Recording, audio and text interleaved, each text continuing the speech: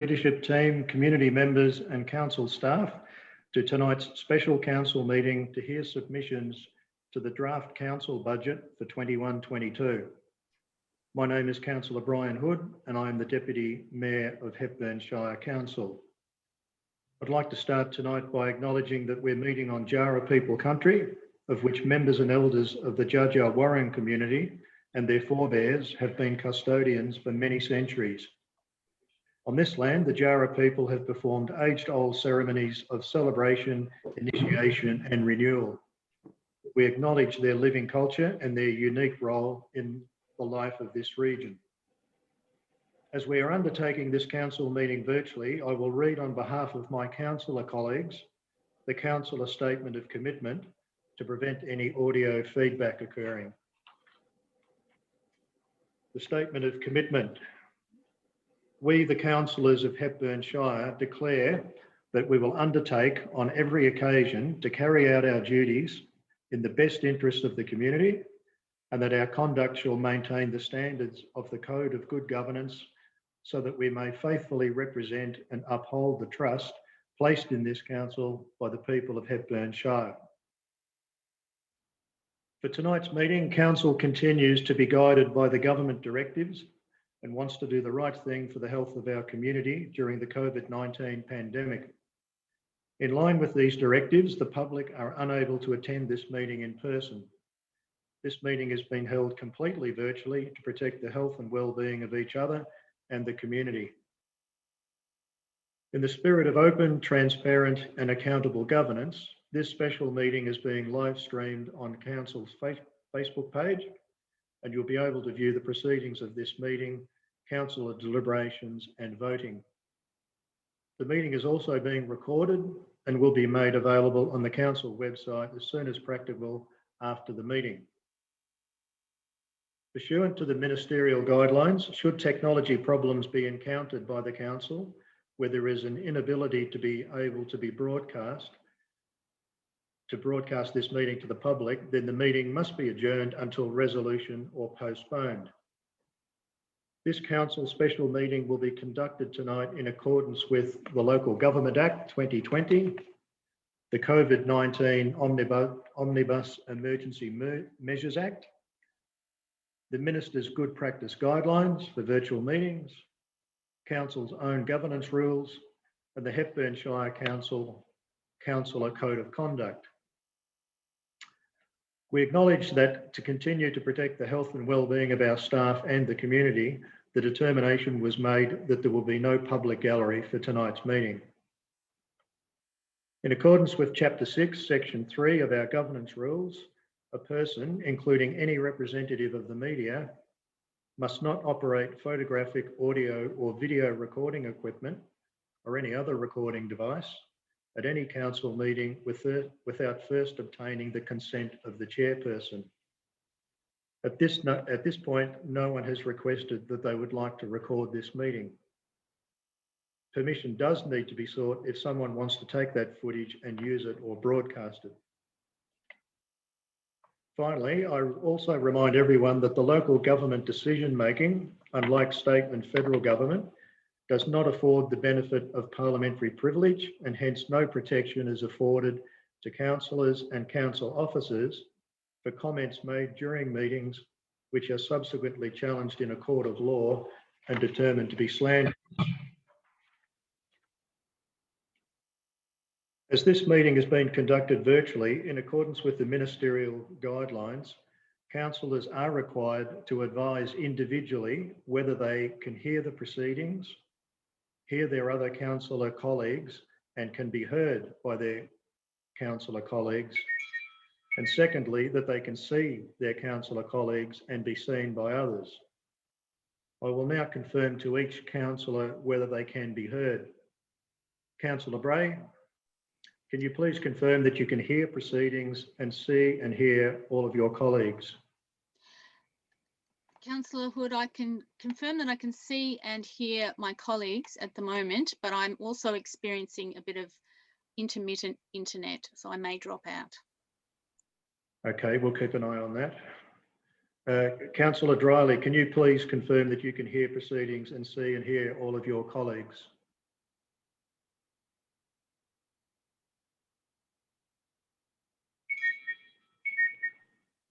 Yes, thank you, Councillor Hood. I can hear proceedings and see and hear my colleagues. Thank you.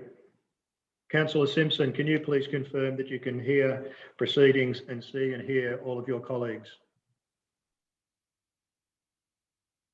You're on mute, Juliet.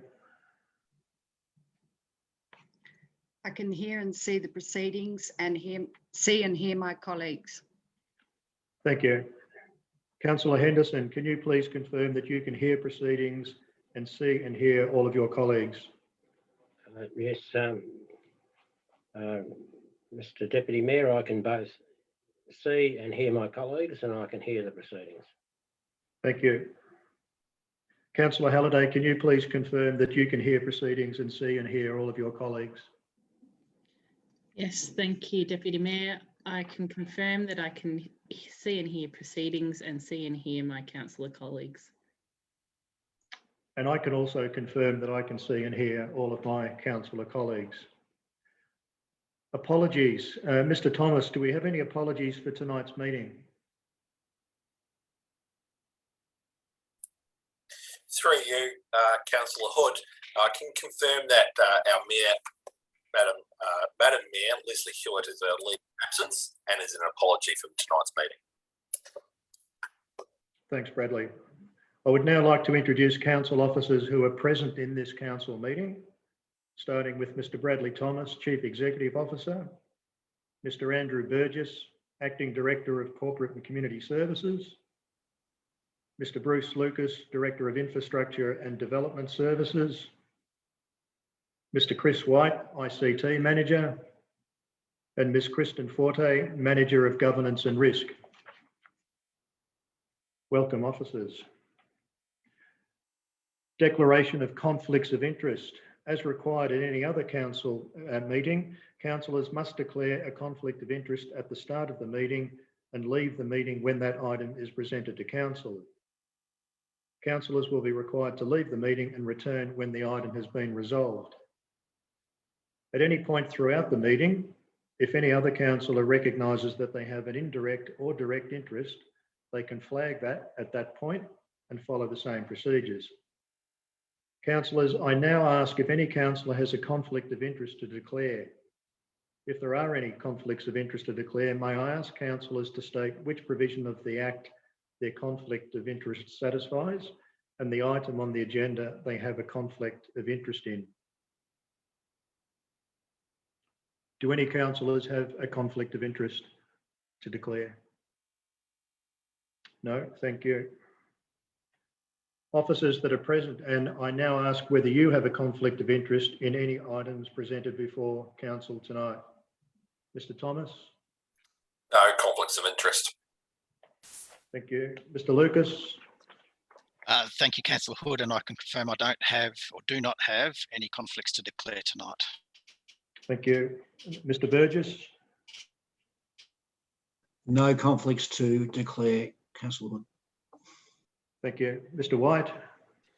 Through you, Councillor Hood, I have no conflict of interest to declare tonight. Thank you. Ms. Forte? Thank you, Councillor Hood. I don't have any conflicts of interest to declare tonight. Thank you.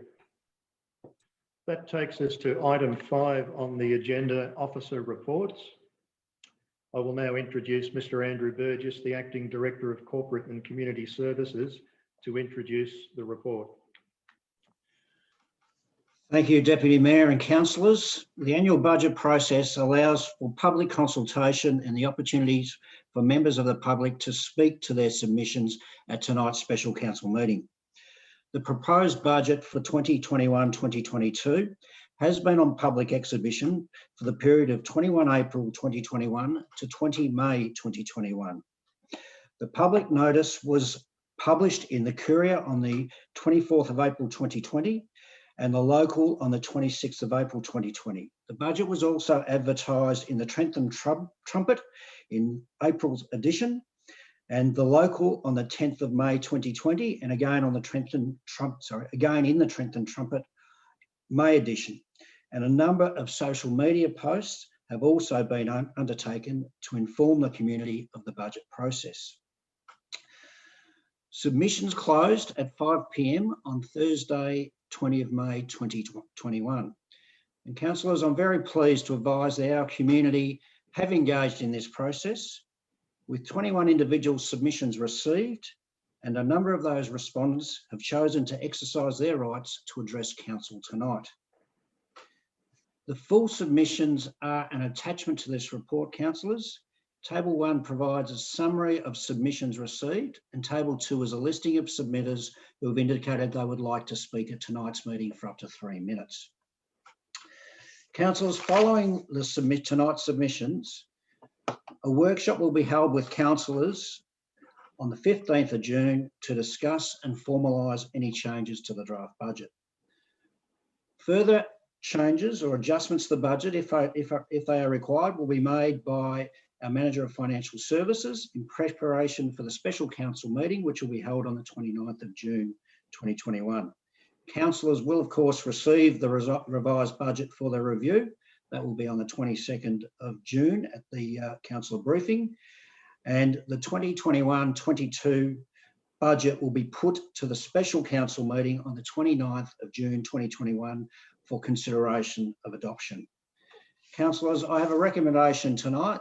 The council resolves to invite each of the submitters listed in the table 2 to speak to their submission to the draft budget 2021-2022 for a maximum of 3 minutes. And the council considers submissions made as part of the adoption of the budget 2021-22 at the special meeting of council to be held on the 29th of June 2021. Back to you, Councillor Hood. Thank you, Mr. Burgess. Councillors, we have 2 recommendations as just read out by Mr. Burgess. I'm in search of a motion. Do I have a mover and seconder, please? Moved Councillor Henderson, seconded Councillor Halliday. Councillor Henderson, do you wish to speak to the motion? No, thank you.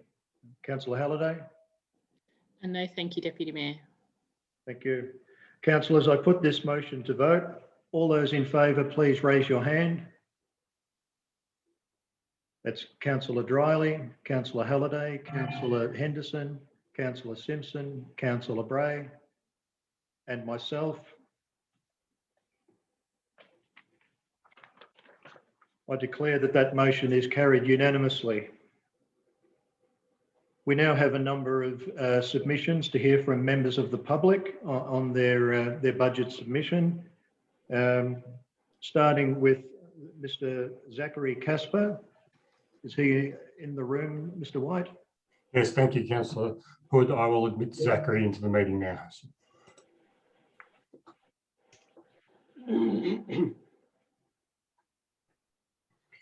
Can you hear us, Zachary? Oh, yes, I can. We can hear you. Please go ahead. Thank you, Mr. Zachary. Zachary Casper, thank you very much. You have 3 minutes to address council tonight regarding your budget submission. So over to you. Yes, thank you. Well, as per my submission, council is indeed to be congratulated for making some very good decisions in March. And those decisions were basically to kill off projects from agreed on in previous budgets to the tune of I think it was 1.59 million. Sorry, 2.79 million deferred or canceled. So congratulations, councillors. You finally made some good decisions, in my opinion. You're also doing some good stuff by earmarking 1.45 million for road improvements, etc. 1.62 million earmarked for gravel and road reseals across Hepburnshire. And that's all very good because I'm pretty old school in my outlook on basically 3 R's guy, roads, rubbish, and renovations. And you have certainly ticked the boxes in that regard. So well done, Hepburnshire councillors. However, we do have to talk about the elephant in the room here. And I'm sure we all know what that is. That is the Rex renovation debacle / disaster. I'm sure I don't have to remind you that basically the success of this council, 2020-24 council, will be judged according to whether you fix that terrible mess. Now, I don't know how many millions have already been spent on that debacle I think it's around 6 or 7. I'm not really sure. I did notice that in this year's budget, there is $740,000 earmarked as borrowings to repair that little project. And I certainly hope it all goes well. And I'm not the only one, needless to say, I'm sure you have heard comments from other persons right across the Shire.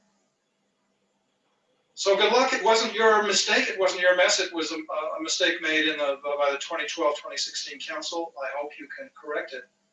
The problem for me is that when you start talking about other multi-million-dollar projects, namely 2.44 million for the Hammond Park Trailhead project, I start to get a little bit nervous because I know what a debacle the Rex renovation disaster was. So I just get a little bit nervous when I see 2.44 million for a project earmarked.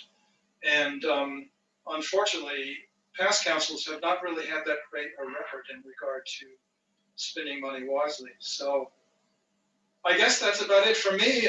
Well done, councillors, for killing a lot of the projects which were really not necessary.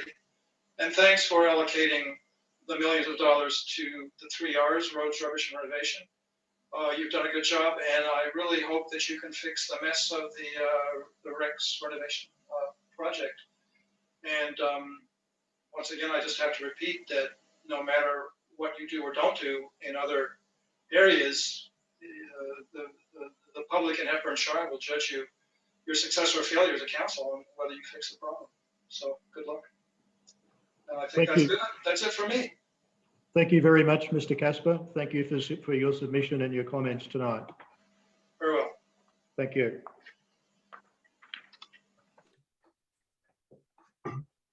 Chris, do we now have Patrick Sloyan?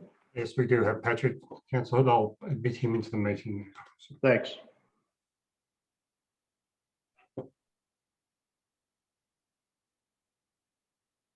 Are you there, Patrick? Sorry, yeah, I'm here. We can hear you. Go ahead. Thank you. Hi, Patrick. Welcome to the meeting. It's over to you. You've got about 3 minutes or so to talk about your budget submission. Thanks. Thank you, and thanks for your time on this freezing evening. Just for context, so I've got a 2-acre block of land in Drummond, which is covered by a number of different overlays, including an ESO, the bushfire overlay, and also a restructure overlay. While the ESO and BMO are well known, they affect a large proportion of land in the Shire. The restructure overlay doesn't. It only affects 2 small pockets, and it affects about half a dozen vacant blocks in Drummond, where I've got one, and some parcels in Sailors Falls, but I'm less across that issue. I won't tonight talk about the pros and cons of the restructure overlay, but just want to note the very real impact it has on myself and my neighbours. Its existence at the moment prevents council from considering planning applications full stop, so they can't accept them. And just to demonstrate some of the personal impacts, a neighbour of mine had permission to build about 10 years ago, started construction, and then the overlay was brought in to kind of prevent that construction when she went to renew her permit. So she's got a slab and some framing up, but she's been waiting patiently for 10 years to get on with this project and her life. The restructure overlay was looked at a little bit in the recent planning amendment, and while the amendment won't resolve the issue, it did recognise that it needed to be looked at and resolved outside of that process. The DELP report on the C80 amendment recommended that priorities for future strategic work should include the resolution of land in the restructure overlays in Hepburn. I'd also like to thank Council for the motion that was passed in September last year that noted the importance to consider in this budget preparation of plans to support restructure overlays for Drummond and Sailor Falls. So thank you for that. It's great to see some funds allocated for further strategic planning projects in this draft budget. I would strongly support a portion of those funds being dedicated to resolving these issues thrown up by the restructure overlay and ending the planning uncertainty in this small area of the Shire. While it doesn't affect a lot of people, it has a big impact on those that it does. Thank you.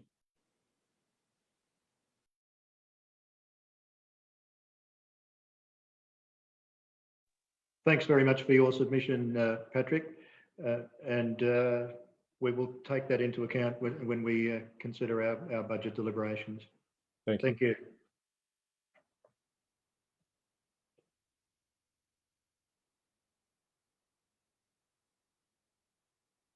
Chris, do we have Michelle Stevenson? Just admitting Michelle now, Councillor Hood. Thank you.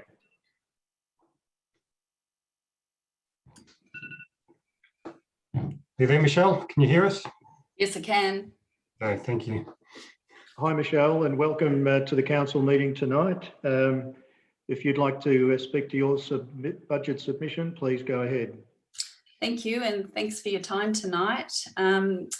I'm responding to the statutory planning and strategic planning line, the 400,000 line item. So what I put in my submission was after attending the info session, which was very good, by the way, and congratulations on employing a strategic planner to the council, because I think it's much needed.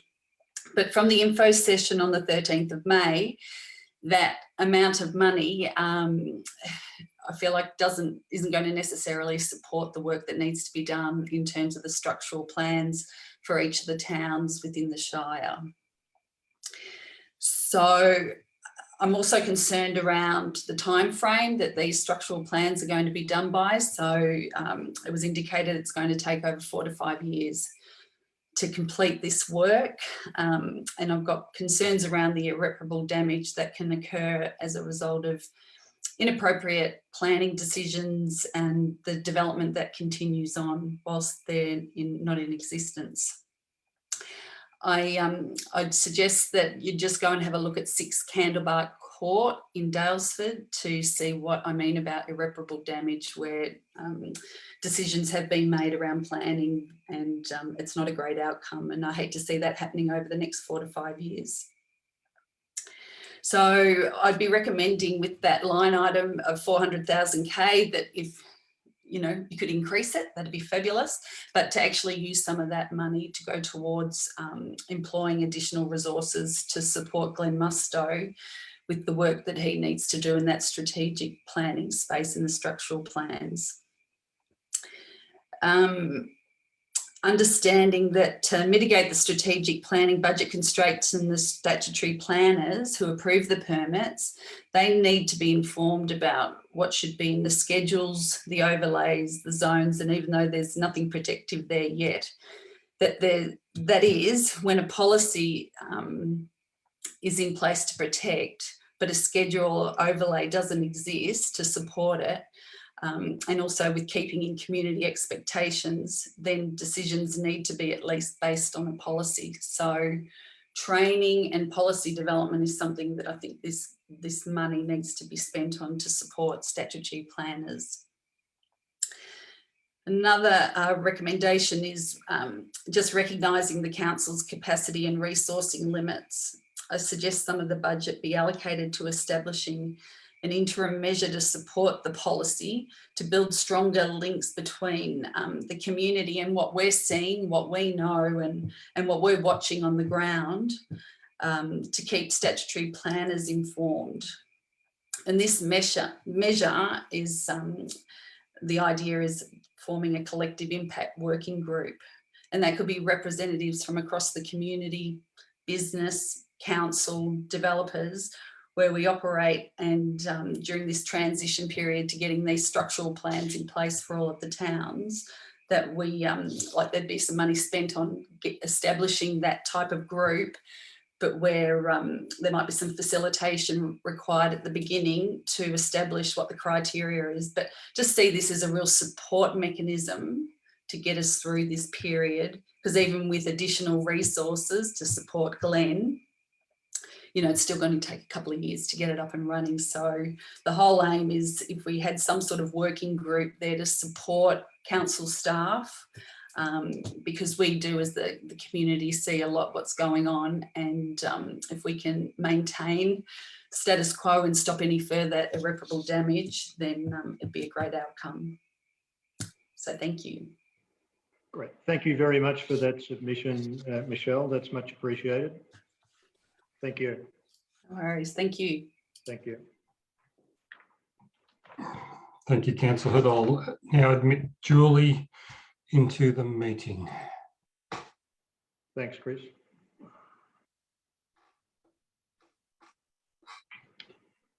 Julie, can you hear us all right?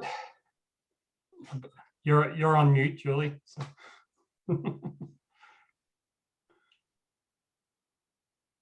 Unmute. Can you hear me now? Yes, Yes, Julie. yes, we can hear you now, Julie. Thank you for joining us this evening. Thank you for the opportunity. That's all right. Go ahead and please speak to your submission. Thank you. First of all, thank you, Madam Mayor, as well. I can't see you, but I am a little nervous. My name is Julie Bolsh and I live on a sheep farm in Broomfield. We aim to live as sustainably as possible and are in the process of purchasing batteries to store the excess solar power we generate. I am currently President of Kingston Friends of the Avenue, a member of the Kingston Agricultural Society, the Kingston District Power Alliance and Landcare. And firstly, I want to thank all councillors for passing the motion of urgency at the last meeting of council regarding the Western District Transmission Network project. It was heartening that this was unanimously supported. Can I ask these questions? That has council written to AusNet and the decision-making authorities since the meeting? Can council share copies of this correspondence on its website? And has there been a response? I now speak to the strategic plan and council budget submission I made. I feel it's really important since time is quickly running out and we need to be fully prepared to respond to the EES as effectively as we can as a community and as a council. If council is able to appoint a full-time staff member with relevant skills to work on this and other energy impact projects impacting the Hepburn Shire would be really helpful. There are various roles that this person could take on, including consulting the community, advising the community about preparing submissions, and also consulting with other stakeholders, such as other communities that have been successful in preparing EES submissions that have been successful, i.e. Crib Point. In the future, council needs to consider developing policies that will guide decision-making into the future. And this is a matter of urgency, I think. Council needs to respond to the implications of future production of renewables. And of course, we need to have policies surrounding this. The proximity to the proposed terminal station will no doubt quickly attract green investors. And the likelihood of solar farms, wind turbines surrounding a terminal station needs to be anticipated, prepared for, and perhaps questioned as in terms of its location in prime industrial land and tourist. And I haven't got my timer on. I better keep going. The other part of this is the urgency of appointing a heritage advisor to prepare an evidence-based response. There are many sites throughout the proposed corridor that have heritage overlays which are not fully protected as heritage listed sites. And I'm sure there are Indigenous sites that are not even identified yet. We really feel that this is a strong area for our community, and you would be aware that the proposed northern route goes along the 3 Chain Road, which was probably once a Cobb & Co route, which runs straight through the Buried Rivers of Gold self-guided tour, which will be launched soon, and then on to Kingston through an area that is a core part of the World Heritage UNESCO bid. The heritage consultant would really have the opportunity of working with experts in the community. And I'd like to add that I've only been in the district since 1984, and that there are many, many people out there who would be prepared to work with a heritage consultant or advisor to prepare a strong AES response. I did mention lastly about a way in which council may be able to support, because I understand resources are so limited. But if there were people who were able to devote some of their time, even half a day a week, to looking at preparing a submission and working with the community. And I did mention the range and of the wedge tails, and that could be something that could be quite successful. I just want to emphasise that there's a lot of expertise in the community. We've attracted a lot of people who have retired, who've come with a range of experience that would be prepared and happy to work with council in working on this submission. And finally, I would like to just remark or comment on the fact that the community is concerned that there needs to be a forward plan and a timeline, and asks when will the next meeting of the working group be, the council working group that was formed at the end of last year. And lastly, when will it be decided what resources council can actually allocate to providing a strong and robust AES response to the Western Victorian Network Transmission Project. Thank you for this opportunity. Your comments tonight, Julie, and thanks for your budget submission. That they'll be taken into consideration when we meet next week to advance the budget. Thanks very much. Thank you for all hard work you do. Thank you. Bye. Thank you, Councillor Hood. Brett Dunlop is not in the waiting room, so I'll submit Lisa into the meeting. Okay, if he appears in the waiting room later, just let us know, please. No problem at all. You have Lisa? Yep. Thank you.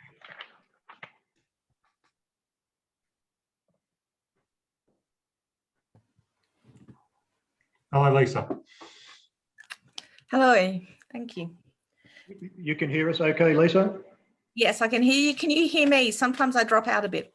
I can hear you loud and clear, and I can see some of my councillor colleagues are nodding in affirmation as well. So please go ahead and comment on your budget submission.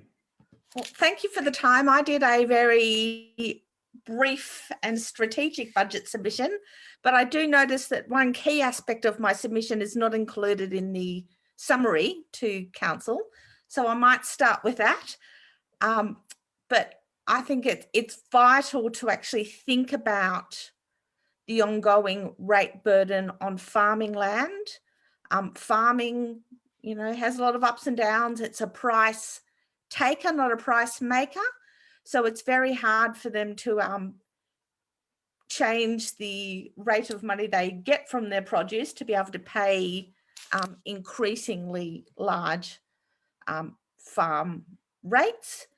And for example, the average farm rate in this budget will be $15,104, an increase in $604, compared to the average residential rate of just over $1,600, only an increase of $26, and the commercial rate of just under $2,000, which is going down by $123. And it's interesting to note if council applied a flat rate increase of 1.5% across all of the categories, you would only receive $10,900 less in rate revenue, and it would be a lot fairer. In my submission, I did also talk about actually being clear about what you mean about sustainable agriculture, and I hope it's the definition in the Planning and Environment Act, but also to think about other tools to level the playing field a little bit more.